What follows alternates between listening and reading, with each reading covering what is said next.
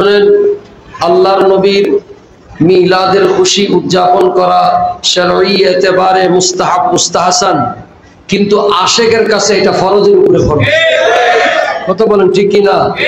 নবীর প্রেমিকের জন্য, নবীর আশেকের জন্য এটার মতো এরকম আনন্দ আর দুনিয়ায় কিছু।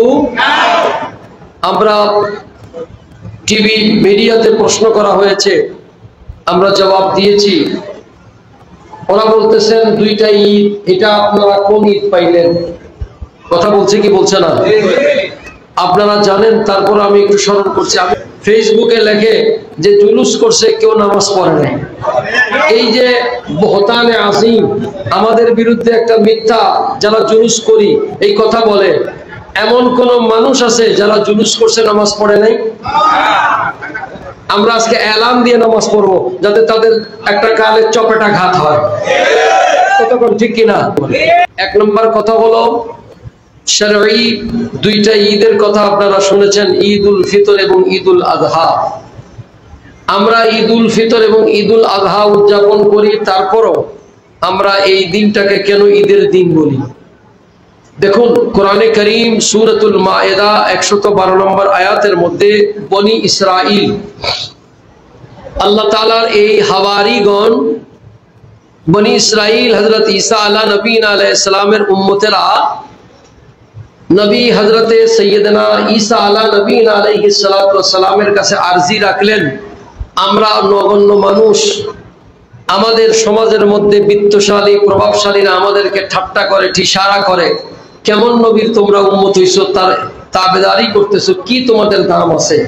তা আমাদের দাম চোখে যদি দেখাইতে হয়, তাহলে একটু কিছু দেখাইতে দরকার। হযরত ঈসা আলাইহিস সালাম বলেন, কি চাও? বলে, আল্লাহ যদি দুনিয়াতে কত খাবার আমরা খেয়েছি, যদি আসমান থেকে আমাদের জন্য খাবার পাঠাইতো, তাহলে আমাদের দামটা অনেক বেড়ে যেত। হযরত ঈসা আলাইহিস সালাম লম্বা ঘটনা, দোয়া করলেন, 40 দিন পরে 30 দিন পরে আসতে বললেন। তখন ঈসা আলাইহিস সালাম ওযু করে, গোসল করে 2 রাকাত নামাজ পড়ে দোয়া করলেন, আর আসমান থেকে খাজানচা ভর্তি, ট্রে ভর্তি খাবার আসতেছে। আল্লাহ কোরআনে কারীমে বলেন, রব্বানা আনজিল আলাইনা মাইদাতাম মিনাস সামাই তাকুনু লানা ঈদাল লিআউয়ালিনা ওয়া আখিরিনা। সরাসরি লফজান শব্দ ইবারাতুন নাস দ্বারা ঈদ শব্দ সাবেক। বলতেছেন, রব্বানা আনজিল আলাইনা, আপনি আমাদের জন্য অবতীর্ণ করুন মায়েদা। মায়েদা বলা হয় ট্রের উপর দিয়ে, ঢাকনা দিয়ে, পর্দা দিয়ে যেই কাপড় দিয়ে পাঠানো হয়েছে, এটাকে মায়েদা বলা হয়েছে। এই মায়েদা কি আসছে? একটা ভাজি মাছ। কি? একটা ভাজি মাছ, আর চতুর্দিকে কিছু ব্যঞ্জন তরকারি, 5টা রুটি, একটাতে মাখন, মধু, ঘি, পনির, আর একটা মাংসের টুকরা। এই খাবার আসার কারণে আল্লাহর কোরআন কি আসছে? খাবার। কিসের খাবার? খাবার কি জন্য খায়? ক্ষুধা নিবারণের জন্য। জোরে বলেন না, কিসের জন্য? ক্ষুধা নিবারণের জন্য খাবার খাওয়া হয়।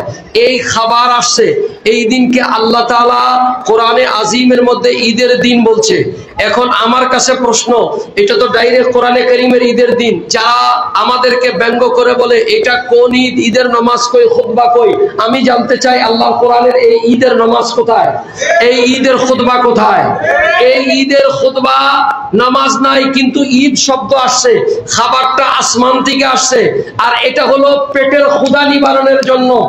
আর আজকে আমাদের দিলের ক্ষুধা নিবারণের জন্য হাবিবে কিবরিয়ার আগমনের খুশিতে আমরা ঈদ করে থাকি। বড় করে বলুন সুবহানাল্লাহ। শাহ আব্দুল হক মুহাদ্দিসে দেহলভী আলাইহির রহমাত, তিনি বলেন, एक ही पल्ले में ये ईद है और पल्ले में वो ईद है, दोनों ईदों से है अफजल हमारा ईद मिलादुन नबी। बड़ो করে বলুন সুবহানাল্লাহ। ভাইরামাত, একটি কথা মনে রাখবেন, এই জামানায় আকীদাকে ধরে রাখা আমাদের জন্য ফরজের উপরে ফরজ। আকীদা আহলে সুন্নাত, এইটা হলো জান্নাতি আকীদা। এই আকীদায় মৃত্যুবরণ করলে আপনি মুমিন হিসাবে কবরে যাবেন। এই আকীদার উপর থাকলে আপনার নামাজ, রোজা, ইবাদত, বন্দেগী কবুল হবে। আকীদায় আহলে সুন্নাত যদি না থাকে, 100 বছরের ইবাদত মিনিটে শেষ হয়ে যাবে, যেমন ইবলিসের ইবাদত শেষ হয়ে গিয়েছিল।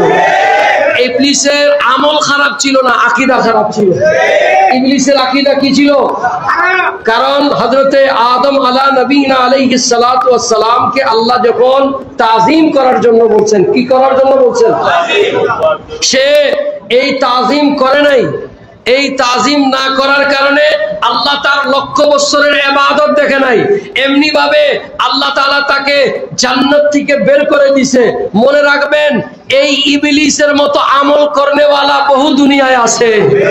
আবার ইবলিসের মতো বেআকিদা রাখনেওয়ালা, ইবলিসের মতো এরকম বেয়াদবি আকীদা রাখনেওয়ালাও আমরা আজমতে মুস্তাফা হুজুরের শান মানকে ধরে রাখার জন্য এই প্রতিষ্ঠান, এই দরবারের কাজ।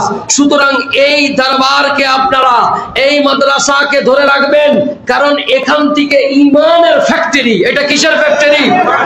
ঈমান নবায়ন করার ফ্যাক্টরি। এখান থেকে যে আলেম গুলো হয়েছে, এখান থেকে যে হাফেজ গুলো হয়েছে, এরা কেউ মসজিদের মধ্যে খতিব হবে, এরা কেউ মাদ্রাসার মধ্যে প্রিন্সিপাল হবে, মুহাদ্দিস হবে। এদের দ্বারা দ্বীনের খেদমত হবে। আর এরা যদি দ্বীনের খেদমত করে, আহলে সুন্নাত ওয়াল জামাতের আকীদার মানুষ তৈরি হয়ে যাবে।